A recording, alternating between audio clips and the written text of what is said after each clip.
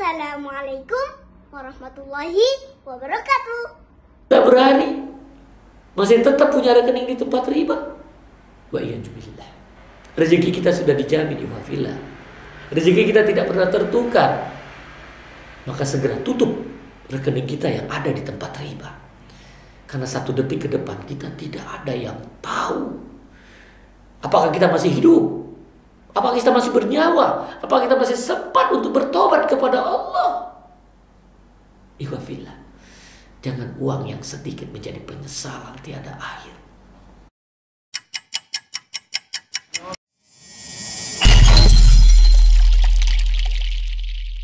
Assalamualaikum warahmatullahi wabarakatuh. Waalaikumsalam warahmatullahi wabarakatuh. Assalatu wassalamu ala nabiyina Muhammad wa ala alihi wa sahbihi wa man tabi'ahum bi ihsan ila yaumiddin, amma ba'd. Alhamdulillah, Sobat AMDK, kembali lagi dengan Bang Rio yang tentunya di acara menjelajahi Nusantara bermuamalah syariah. Alhamdulillah, pada kali ini Bang Rio masih di kota yang sama, yaitu di kota NTB. Dan bersama dengan salah satu pejabat dari Bank NTB Syariah. Dengan siapa? Kita kenalan dulu yuk, biar Sobat AMDK juga tahu nih. Assalamualaikum, Pak. Waalaikumsalam. Sehat, Pak? Alhamdulillah. Dengan Pak siapa nih, Pak? Muhammad Utsman. Pak Muhammad Utsman. Masya Allah. Muhammad, Nabi Muhammad, Utsman, sahabat Rasulullah SAW. Yang mana Utsman itu masih punya investasinya, Pak, sampai sekarang, Pak. Alhamdulillah. Itu tabungannya itu di Saudi Arabia itu masih terus bertambah, Pak. Semoga Bapak juga sama seperti Amin, Utsman amin ya rabbal bin Affan, alamin. Masya Allah. Dahulu di mana, Pak? Di Jakarta. Sekarang di NTB. Sekarang di NTB. Di NTB Syariah. Padahal dulu Bapak ketika di Jakarta sama Syariah juga, Pak. Iya. Kok sekarang pindah ke NTB Syariah? Sama-sama Syariah. Iya. Namanya ladang itu kan luas. Ladang dakwah kan juga luas. Itu kan nggak cuma di Jakarta. Jadi memang tujuan Bapak pindah ke NTB ini memang diawali untuk berdakwah, Pak ya. Iya, Ini iya. kalau saya lihat juga kaosnya luar biasa nih. Dakwah first, bisnis follow. follow. Iya, Masya Allah. Jadi sampai dibuat baju loh. Jadi memang luar biasa. Tapi ini bukan saya yang bikin kan, Oh, ini gitu? Pak Imam kan. Oh. Ke Masya Allah. Luar biasa. Tapi ini luar biasa ini, Pak. Iya. Slogannya ini, dakwah First. dulu, baru bisnis kemudian akan mengikuti. Iya. Yang seperti yang Bapak sampaikan tadi, Bapak tujuannya ketika pindah ke NTB ini, tujuan utamanya untuk berdakwah. Iya. Kalau Bapak lihat sendiri,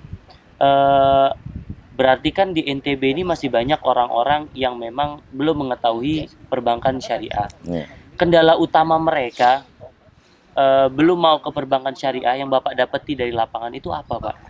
Saya rasa sih nggak cuma NTB ya, di seluruh Indonesia saya kira ya. Di seluruh Indonesia itu kan syariah itu dalam tanda kutip belum dikenal. Belum dikenal, sehingga ya di NTB juga seperti itu, masyarakat juga belum mengenal. Tahu sekedar namanya syariah mungkin sudah banyak yang tahu. Tapi apa itu syariah?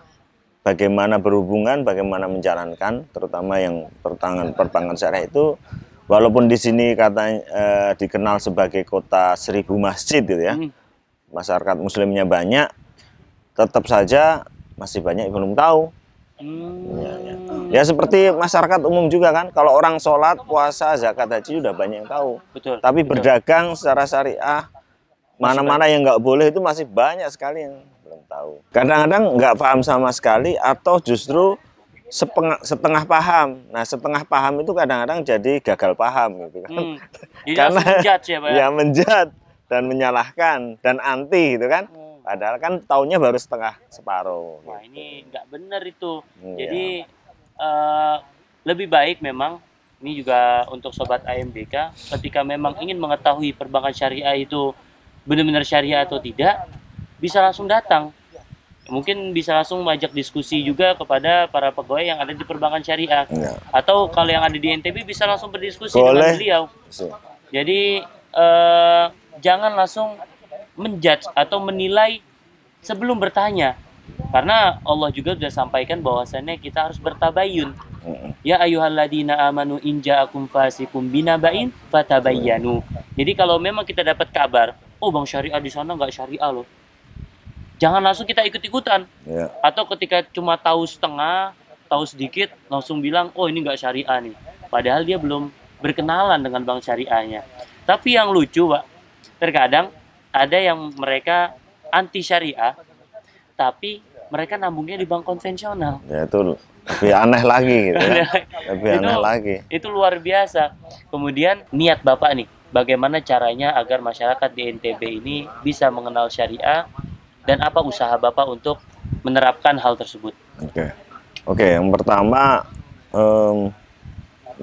tanggung jawab memasyaratkan perbankan atau ekonomi syariah itu sebenarnya tanggung jawab semua ya.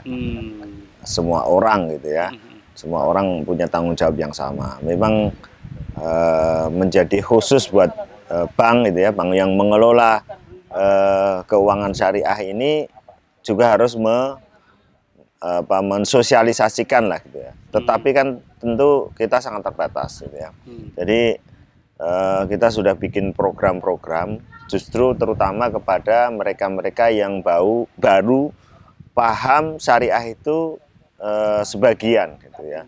Baru paham sebagian itu yang justru kita jadi sasaran untuk kita berdialog ya, berdiskusi, karena di situ justru kita lebih seneng gitu mereka-mereka yang kritis gitu ya. Kritis terhadap bank syariah. Yang namanya bank syariah yang memang sedang kita bangun, saya ibaratkan kita bangun. Karena contohnya yang persis bank zaman Nabi kan nggak ada gitu. Contoh persis yang ada kan substansinya, transaksinya di zaman Nabi yang kita terapkan sekarang. Ya, ketika kita menerapkan di zaman sekarang mungkin kan ada yang boleh, ada yang nggak boleh, ada yang sama persis, ada yang berbeda gitu ya, yang harus kita sesuaikan dengan kondisi sekarang atau seperti apa. Itu yang butuh dialog gitu ya. Artinya kadang-kadang karena ini adalah sebuah ijtihad gitu ya, menemukan transaksi yang cocok, satu langkah belum tentu pasti benar gitu ya. Mungkin harus perbaiki terus dan seterusnya. Tetapi kalau tanpa dukungan dari masyarakat yang itu ikut terlibat, ikut bertransaksi, kemudian mengkritisi, mungkin akan jauh ke depan akan jauh lebih baik. Nah, itu yang kita sayangkan, justru tidak mau mendekat, bertabayun atau mengkritisi kita sehingga ya tidak ada dialog gitu ya. Artinya mereka menganggap ya sudah nggak mau ke bank syariah, tapi itu tadi sayang malah justru konvensional. Ibaratnya begini, kalau saya gambarkan kan, kita tahu kita ada dua warung gitu ya, satu warung jualan daging, satunya daging kambing. Ya, ibaratnya begitu ya kan. Tetapi kita selalu merugikan, menjudge ini, meragukan ya. Di penjual daging kambing ini nyembelihnya pakai bismillah enggak ya? Kan ragu-ragu ini kan. Wah, karena enggak yakin malah dia ngambil dimakan daging babi. Kan ibaratnya seperti itu kan. Ini yang diragukan pada ini saudara kita. Kan lebih bagus kita datangi, kita tanya benar enggak. Kalau memang salah, bukan juga jangan dimusuhi gitu kan, diluruskan gitu kan. Mestinya begitu kan. Bukan malah kan yang sebelah yang jelas-jelas nggak boleh dimakan. Ilustrasinya luar biasa nih Sobat AMDK. Jadi ini nasihat luar biasa, nasihat untuk Sobat AMDK yang masih meragukan perbankan syariah terutama. Kalau nggak tersentuh hatinya, Masya Allah, saya aja langsung luar biasa ini ilustrasinya, Masya Allah. Jadi jangan sampai kita yang semangat, para pegawai semangat berdakwah atau menyebarkan perbankan syariah, namun masyarakatnya udah antipati duluan dengan bank syariah atau udah nggak percaya dengan bank syariah, sampai-sampai dimusuhin bank syariahnya.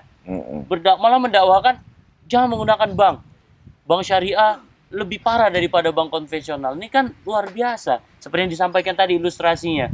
Padahal dia lebih parah, makan babi duluan. Padahal ini bisa diluruskan, orang yang jualan kambing ini kalau memang dia masih salah dalam memotong, dalam menyembelih, masih bisa diluruskan, Pak ya. Nah, itu yang diharapkan oleh perbankan syariah, terutama para pegawai perbankan syariah yang saat ini sedang menggiatkan perbankan syariah. Tuh Sobat AMDK. Kemudian apalagi nih Pak, visi untuk kedepannya untuk NTB Syariah nih? Apa yang akan Bapak sampaikan kepada masyarakat agar masyarakat ini semakin yakin dengan perbankan syariah, terutama NTB Syariah nih Pak? Oke. Sebenarnya mengembangkan perbankan syariah ini kan butuh perjuangan gitu ya, memang butuh perjuangan karena kalau kita bicara secara aset gitu ya, bank-bank syariah ini kan masih kecil, energinya, tentu servisnya, kemampuan memberikan layanannya masih jauh, dan itu mungkin juga dirasakan oleh masyarakat. Walaupun kita berusaha, paling tidak kita setara dengan bank-bank nasional, dengan bank-bank yang lain itu memberikan servis, tetapi juga butuh butuh dorongan atau semangat juga dari masyarakat untuk sama-sama mengembangkan bank syariah. Mungkin kalaupun layanannya beda-beda sedikit, kalau kita bicara halal haram mestinya kan mau gitu ya. Kalaupun mereka masih saat ini mungkin menggunakan konvensional, cobalah bank syariah dulu ya, walaupun tidak mungkin ada yang tidak bisa meninggalkan 100% gitu ya. Mestinya bisa gitu ya menggunakan bank syariah untuk dicoba ya. Apalagi nanti kalau sudah yakin bahwa apa yang kita transaksikan itu seperti makan daging kambing yang halal gitu kan. Itu masyarakat juga akan merasakan gitu ya, bahwa namanya transaksi syariah ini kadang-kadang ada hal-hal yang nggak bisa dinilai dengan rupiah. Betul. Ya mudah-mudahan masyarakat juga sadar, kita ini kan sekarang dalam dunia yang penuh materialistik gitu ya. Semua apa-apa diukur dengan uang, dengan harta, dengan sesuatu yang kelihatan. Padahal di luar itu banyak sekali hal-hal yang tidak bisa diukur secara fisik gitu ya. Misalnya kenyamanan, ketentraman, kenikmatan, keberkahan itu mungkin secara langsung tidak bisa diukur. Hanya kita sendiri yang merasakan gitu ya. Kalau kita melihat nasabah-nasabah kita yang sudah hijrah ke syariah itu, mereka bisa memberikan kesaksian gitu ya, testimoni bahwa dengan setelah bertransaksi syariah, penjualannya menjadi meningkat atau seperti itu contohnya. Tetapi juga belum tentu juga bahwa setiap kita berhijrah pasti akan dapat sesuatu yang fisik seperti itu gitu kan. Karena itu hanya dirasakan oleh masing-masing yang mau berhijrah.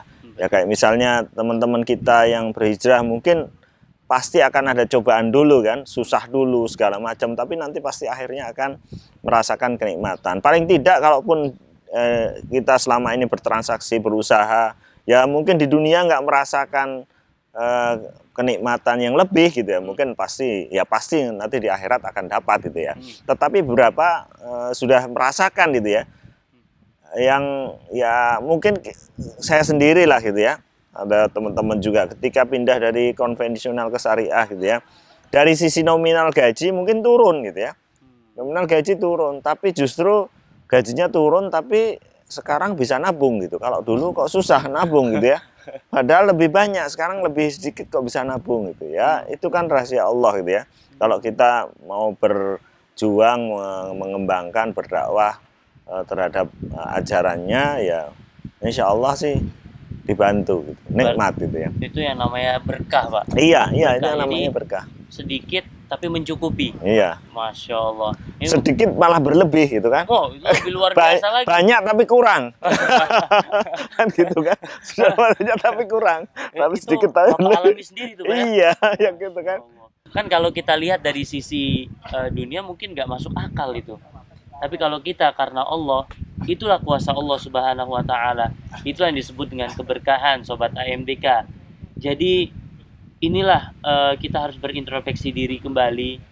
Kenapa kita masih menggunakan atau masih ke perbankan konvensional, padahal sudah ada perbankan syariah yang siap untuk menjalankan transaksi sesuai dengan syariat Islam, yang mana kita sama-sama saling bersinergi untuk memperkuat perekonomian di Indonesia ini dengan ekonomi syariah, terutama melalui perbankan syariah. Kalau boleh tahu di NTB Syariah, Pak, untuk fitur-fiturnya seperti m-banking, kemudian seperti itu ada nggak? Ada ya? Kita sudah mengembangkan seluruh transaksi digital ya.